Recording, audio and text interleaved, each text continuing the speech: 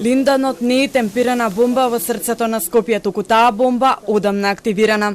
Предупредува Александар Мицковски од Канцеларијата за неразградливи органски загадувачи. Според него, рачестувањето на опасниот отпад е запрено поради недостиг на финансиски средства. Потребни се околу 8 милиони евра за целосно отстранување на депониите. Тој се надева дека дел од овие пари ќе бидат обезбедени преку британскиот кредит. Околу 30 тони на ден може да се згрижат, да се ископаат, да се спакуваат и да се спремат за транспорт. Околу 50.000 тони има вамо. 50.000 делено на 30, колку ќе го дојде тоа? Околу 200 и нешто дена работни.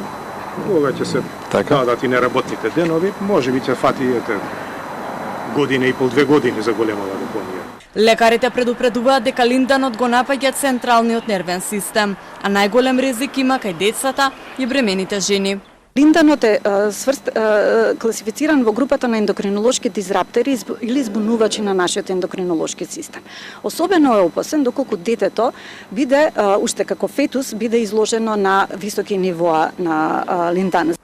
Линданот е еден од најопасните пестициди, кој денес е забранет во многу земји поради своето канцерогено дејство, биоакумулации и долготрајност во животната средина. Во Охрид со години бил складиран и користен без адекватна контрола, со што денес представува сериозна закана по здравјето на граѓаните, предупредуваат лекарите. Според експертите, доколку не се преземат итни мерки, штетата од оваа еколошка криза ќе продолжи да се зголемува.